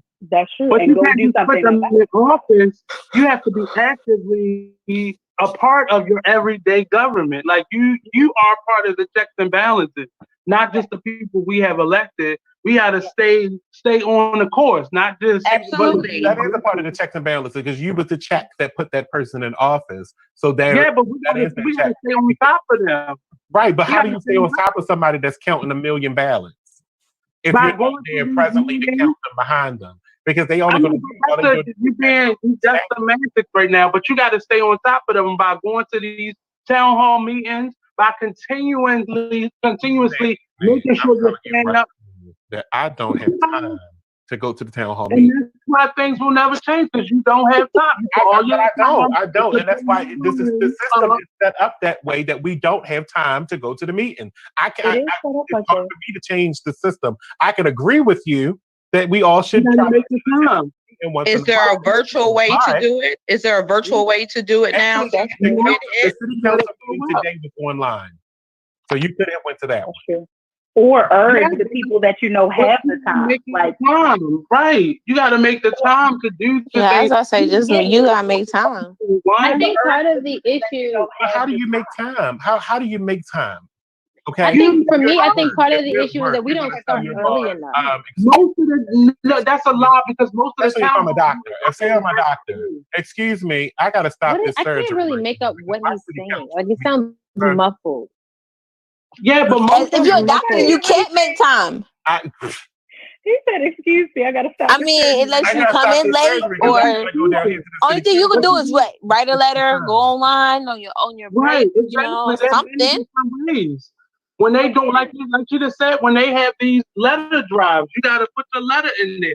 Send your letter, send your email, do your part. Something, that's the only way, Right, but if you're not showing up at all and you're just waiting for the next election day, they're gonna continue to do that dirt. But they gotta know that their constituents are watching them and they're paying attention.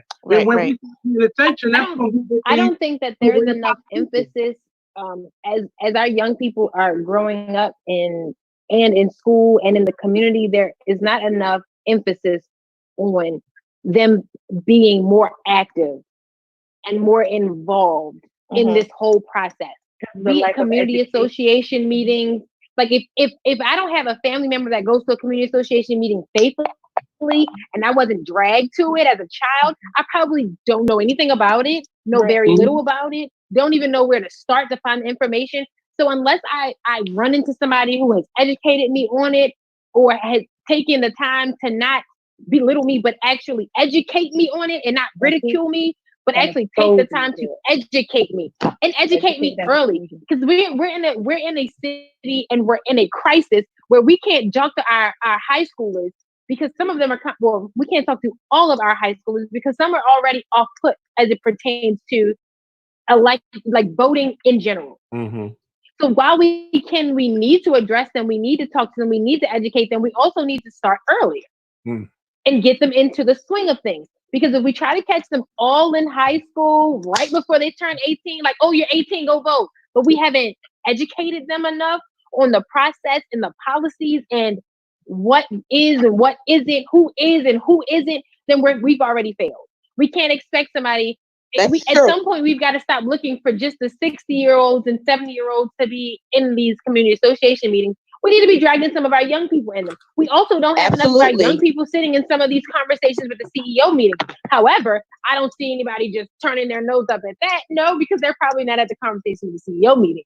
They're, like we can't just pick and choose. We've got to engage them early and keep them involved continuously. We've got to educate them and continuously because we can't always expect the parents to also do it, because they don't even always know the ins, the outs, the who's, the whys. So continuously educate and not say, oh, you need to come on out. But for what? For what? Help me understand before I get there why I'm coming. Because if I never have been there, I don't know what I'm looking forward to. I don't know what to expect. I get a lot what you're saying. And I deal a lot with my parents at the schools like this. At some point, you got to get up off your ass. And you got to want better for yourself and your children. People can't keep feeding adults information. You're not taking it in, you're not digesting it, and it's just going past. So now your child doesn't see the significance of us getting up to vote because they ain't never seen you make the time to get up and vote. So we got. I had a long talk with my daughter about that. If we all have that mentality of, well, we can't keep spoon feeding adults, we've already spoon feeding everyone. Like if we all have that same crab in the barrel mentality, because that's exactly what that is, then we're still screwing everyone else. We're still screwing our young people. We all can't have that mentality. Somebody's got to say, all right, even if it's just for today, even if it's once a week. Doing it. They're on social media. You got elderly Sheila Dixon on Facebook Live at least 3 times a week. I mean, what else can somebody do other than go vote for you? Like, how many people are you reaching in social media? Like, your social media platform is only reaching but so wide. You tried it with elderly? I had a talk with my daughter about Nate, are you covering your mic? Politics and our president. Are you with me? I'm like, I can hear him clearly, and then he's muffled, and then I'm like, I heard elderly very clear. You heard that? I heard that clear. I'm just saying, I'm saying it, but that's the excuse that just like that. Don't you move your finger. Move your finger. But that's just this excuse that everybody has. I don't have the information, or I don't have XYZ. You got to find it on your own. Like, well, you got to. Sometimes I don't know how to find it. I talked to my daughter about it. We have to talk to our children about it because they're the future. I've talked to my daughter about politics several times, and about her importance of voting and whatnot. Just like how people Googled how to get their food stamps and how to get their stimulus, and Googled how to get that with the unemployment. Ain't nobody know how to do that online until now. So now you know how much hearsay was about the food stamps? Like, my thing is I'm just speaking, and I might be playing devil's advocate. I don't even mean to be. But you know how you said that Sheila, I'm not going to use the other word that you put in front of it. So Sister Sheila, okay, Sister Dixon, amen. So said live 3 times a week. I didn't even know that, right? So my thing is, it's just about like pushing that. If that's all that people do enough, and just as we get to sharing, we can share all these. My door. I can't stand. So just to share enough for it to catch at some point, instead of being like, I ain't saying this again because they should know that she live. No, because I don't even know that. And I'm somebody, that I guess would like to, see that, hear about it, would enjoy it, would engage. You know what I mean? So it's everything, I guess, is double-sided, because it's like again, it does take for somebody to actually do something about it. But I can't ask a question about something that I don't know anything about. So by me never knowing that Sheila is, going live 3 times a week, I can't even ask, well, which days is she going live? Because I don't even know if it's going live. And I don't want to disrespect anybody, but Benia, who are you voting for? Or in terms of the mayor, this general mayor? No, Nate, we're gonna go back real quick. Okay, so it don't matter then. So whoever you're voting for, are you on their Facebook page? Are you signed up for their phone text messages? Or you just know the person and that's who I'm voting for? You just waiting for? No, that's not. I'm actually not sure who I'm voting for mayor, to be very honest. And I'm not on their page, so I can be very transparent. All I was saying was, before you said it didn't matter, was that my name is Benia.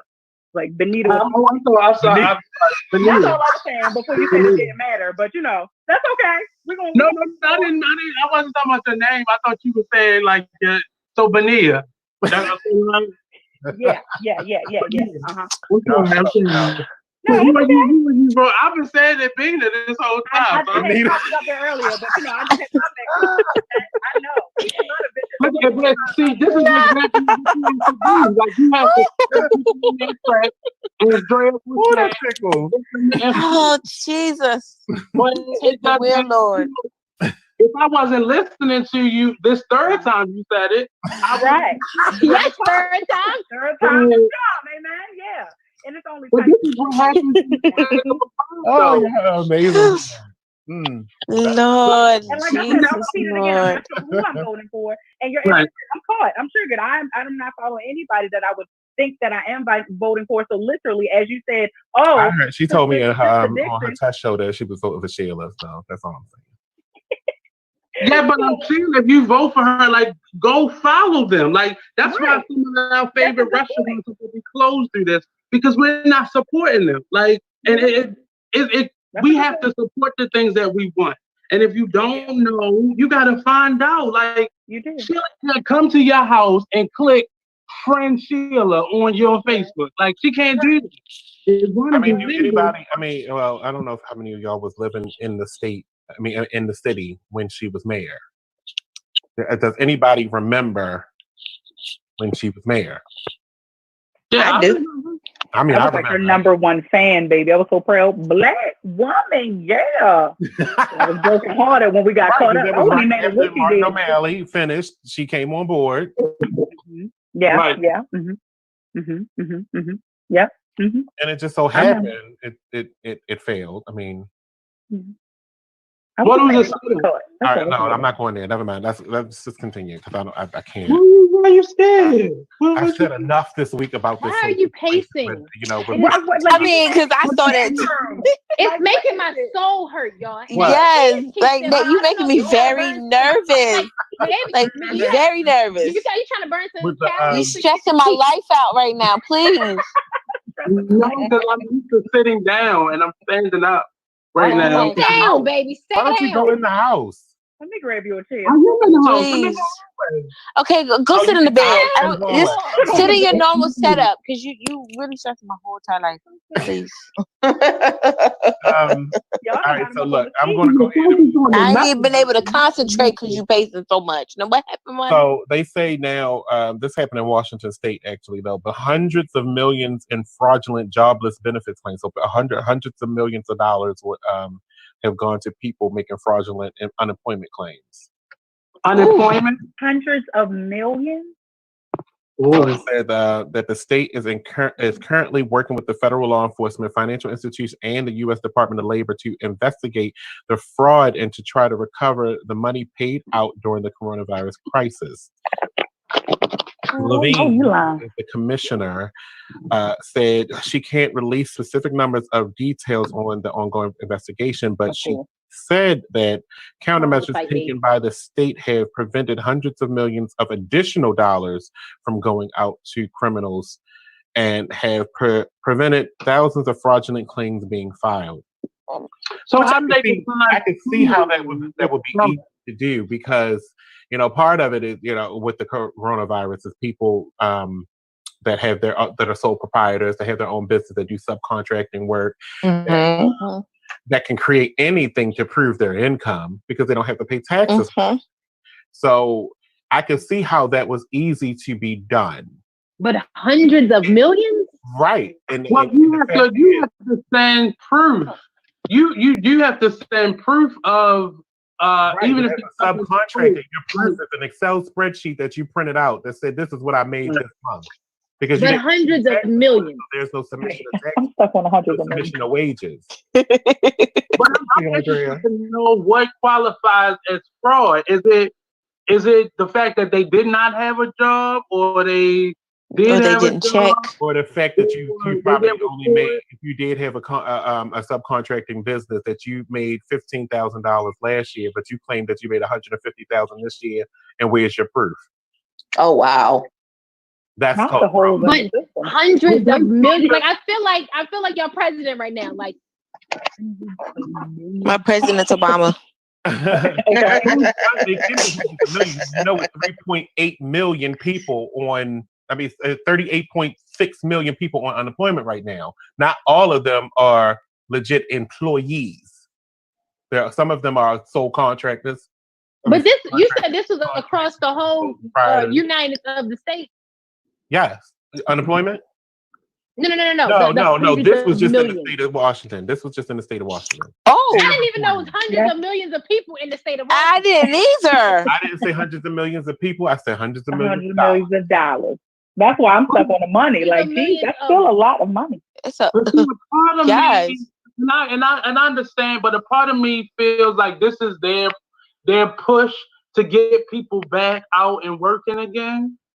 And they need a reason, like the gentleman that was on Love and Hip Hop who lied and justified. Oh Lord, yes. I just feel like this may be a little suspect.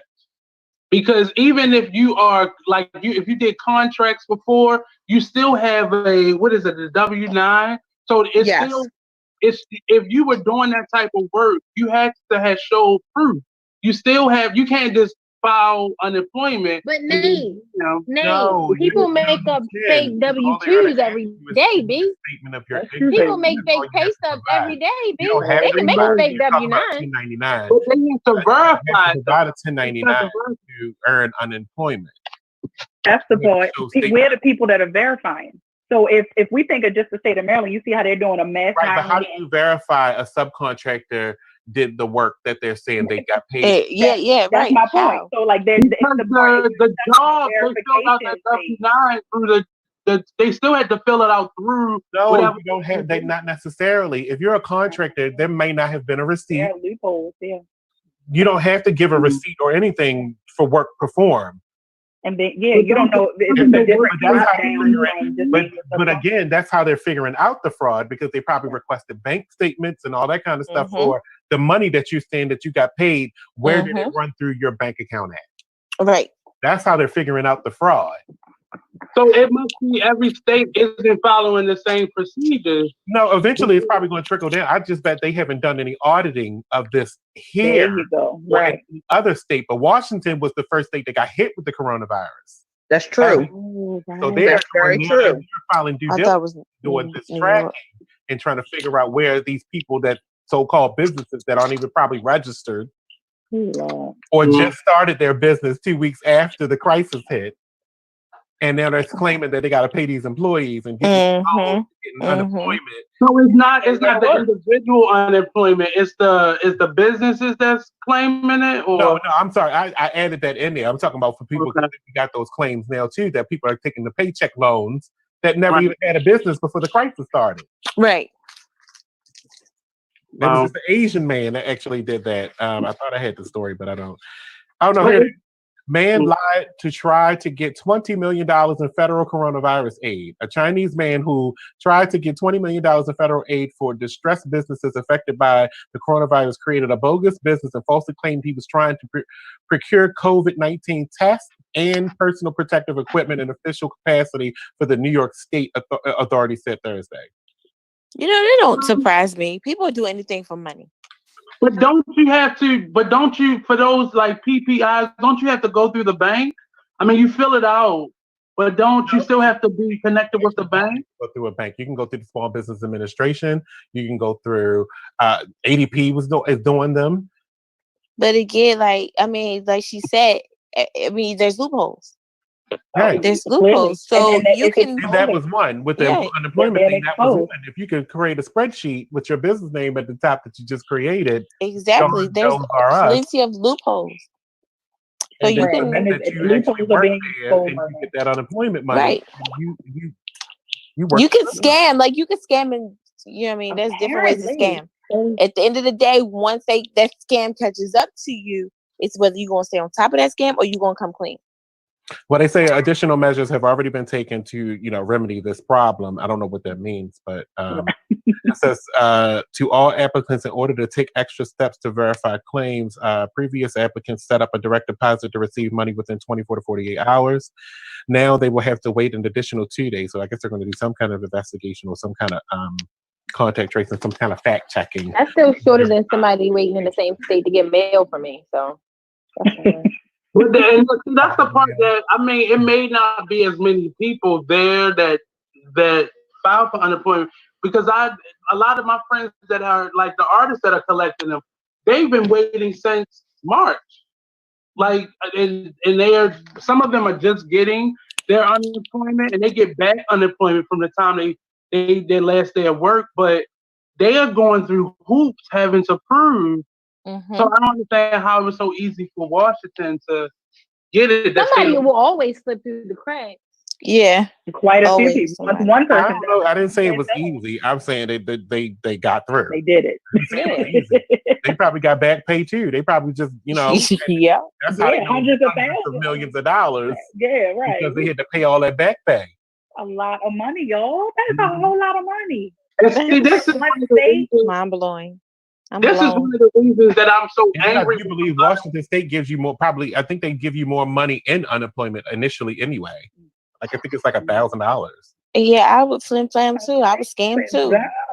I would scam too. Yeah, like in Maryland, because we're such a smaller state, ours is 600. Let's move. We moving. Okay.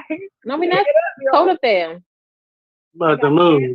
Y'all ready? Yeah, my sister said, don't they check businesses with their business tax ID numbers? Yes, they do. But if you created that business tax ID number yesterday, you had one. Yeah, but it's still for unemployment. It still goes back because they track how much you made, how much was reported that you made. You can't just But if you are a contractor, you have nothing to report. That's what I'm saying. If you're an employee, yes, you're being tracked. Your wages are being tracked. All your taxes are being tracked. If you are a contractor, you don't report your wages until 12/31. I think but doesn't the business? Because I thought that's how report your wages again. They don't report your wages until they issue you a 1099 at 12/31. I think contractors just within the United States get a lot of leeway anyway. I think they don't have to report income. So I'm not surprised right now. Whatever they tell you, and they put it on a spreadsheet and say, "This is what I did. Here's my P&L. This is what they have to take," because they can't prove it until just December 31st of 2020. So it must be standard, because a lot of the teachers that work for a lot of the teaching artists that work for my company, that was one of the things that they had to still, because we all got, what is it, the W-9 or the 1099 form? 1099 is either 1099 or W-2. Right. You normally get that when or if you're an ongoing, I guess an ongoing contracted employee, that's when you normally do it at the beginning versus like if you're both those forms are issued one time a year at the end of the year, 12/31. Right. I have to get them until January 31st. That's the final day. Wow. Yeah, it stressed me out. Wait till somebody catch on to that thing head track. Good Lord have mercy. Yes. That is heavy. Y'all ever just stop and like read these articles about various things, and you just be like, "Oh, thank you, Lord, that wasn't here." I'm the only person. No, you're not. When it comes down to like killings and stuff, no. All of that. You just be reading stuff. You be like, "Oh God, please don't say that." I don't want to have to fill out anything with unemployment ever again. I don't want to feel it. I want to go through that. I've done it several times at this point in my life where I had to file cases and go in there and meet with them people. I don't ever want to do that again. Right. I won every time because I'm good at what I do, but I don't want to have to do that every time. I don't want to have to do that again. You're going to pay me because these motherfuckers over here was trifling, and I had to handle them, and it got me fired. I've had to go through an unemployment claim before, and it's really no. It's set up for the employer to win. It's set up for the employer to win, and I won every single battle. Well, that's nice. I don't play, and I come down, and I'm also ready to dial the attorney for employment law. Yeah, don't go my way. Right. Because then I'm getting ready to get this lawsuit started. Okay. I know that's right. I know that's right. And then you're gonna pay for damages and penalties. I need that number. Okay. I need all that. Need that number. I don't do nothing wrong. I'm an angel. Oh. Oh, it's two of us. When school is over, I'm gonna call you and you go walk in. Because I'm damn sure go file.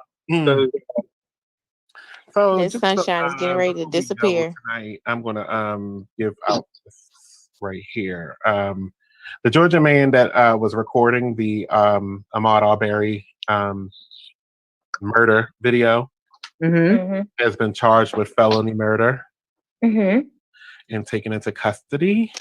Okay. Charges are felony murder. And he was charged by the Georgia Bureau of Investigations. So the man recording, he knew. His name is William Roddy. Apparently, he was with them. Okay.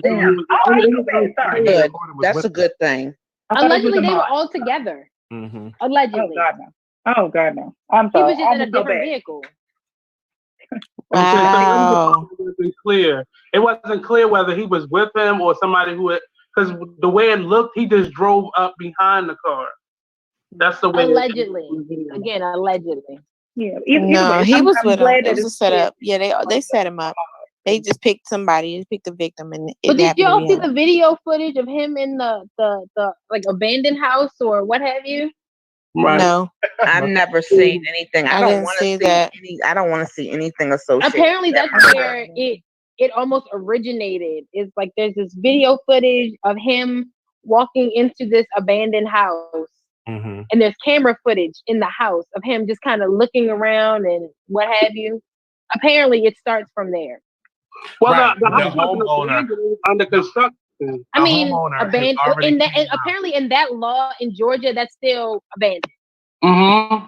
Because the Well, people the homeowner, the one that's building the house, already came out and said that he believes that Ahmaud was only going in there to get water while he was running, Like either way, which is already taking it to another extreme. You don't think he was lured in there?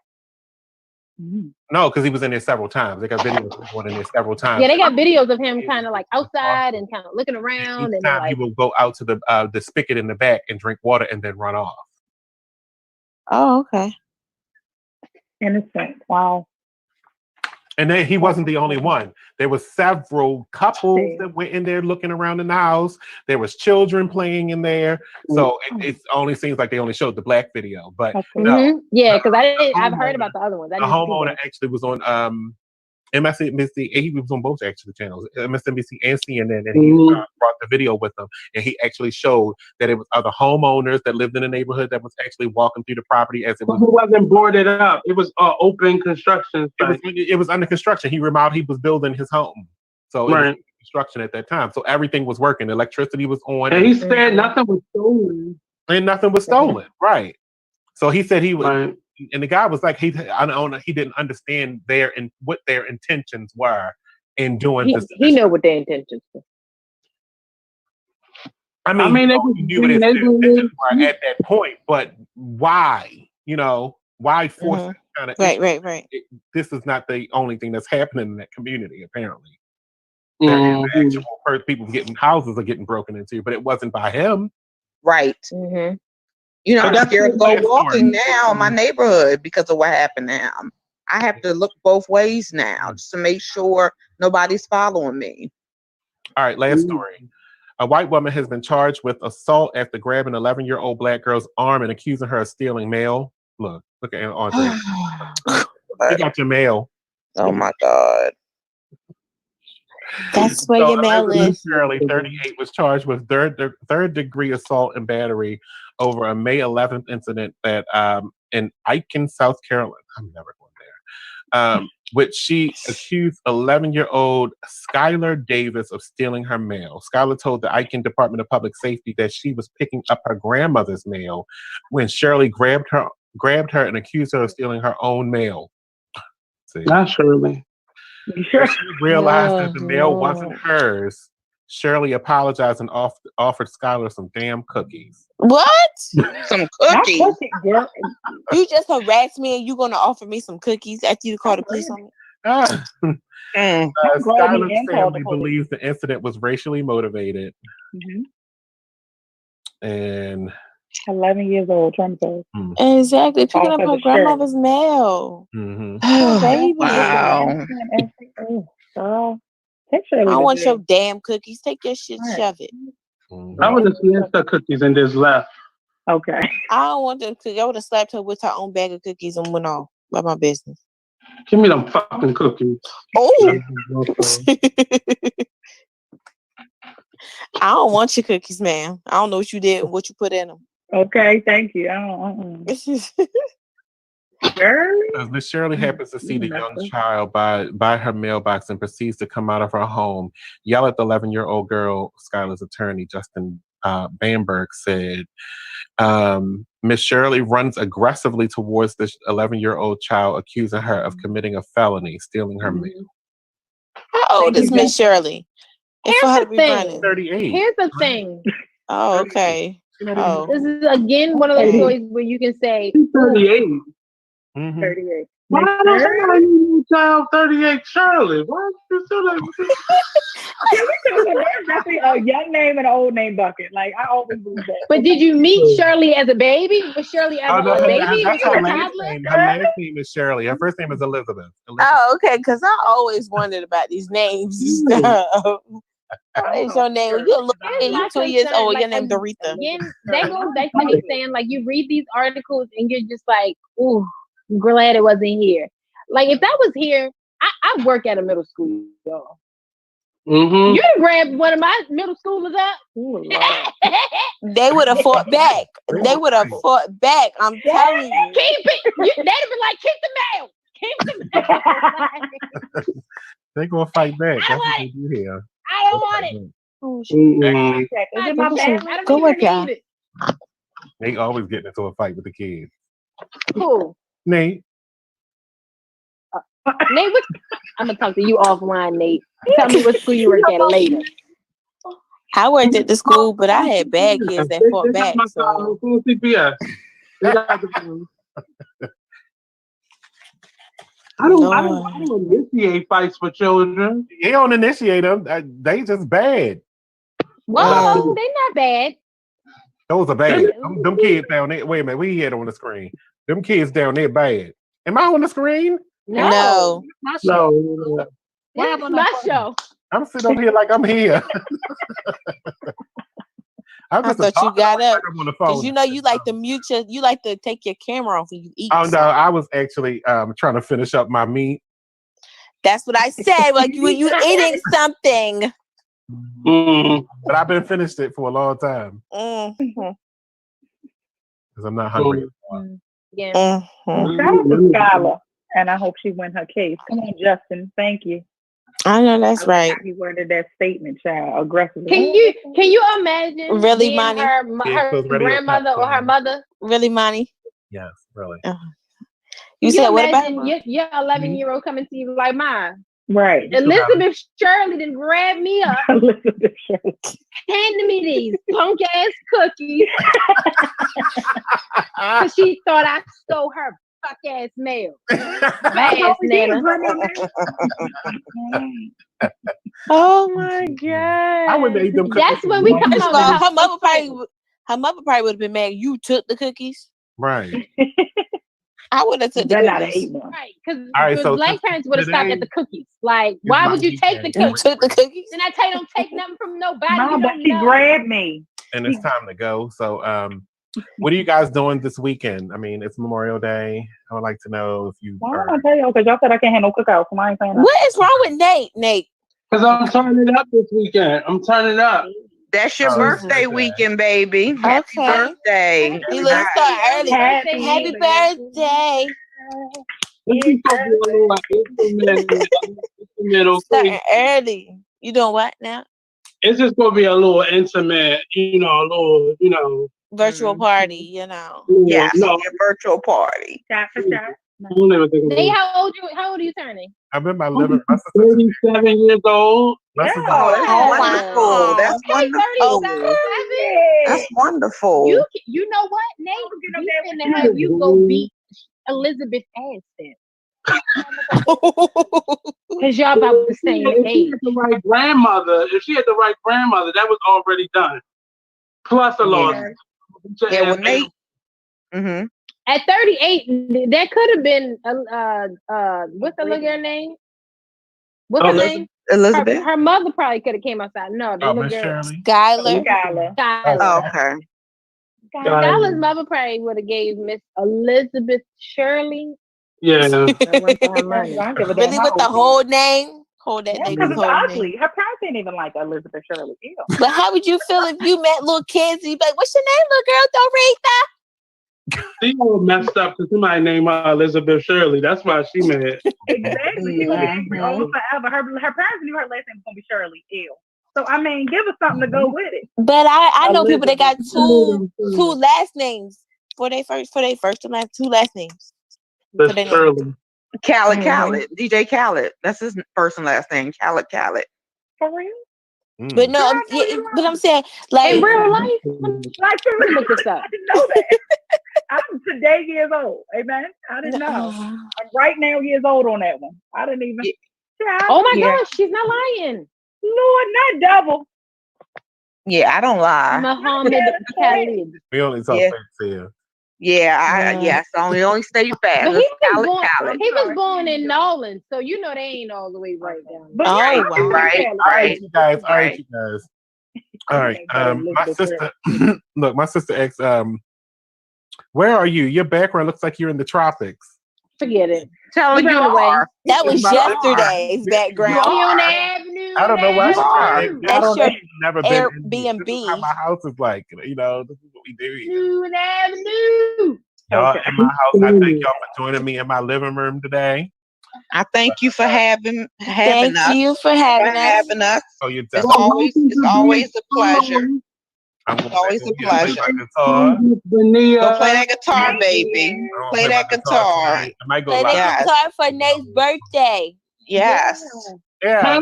At me, dollar sign, Yes. blueprints, Cash App. I'm doing that this year. How much money you want for Cash App, Nate? How much do you want for your birthday? If y'all gonna be Cash App and help, before you go Cash App below, the Cash App they're going to ticker, support East Coast Radio. I appreciate dollar sign.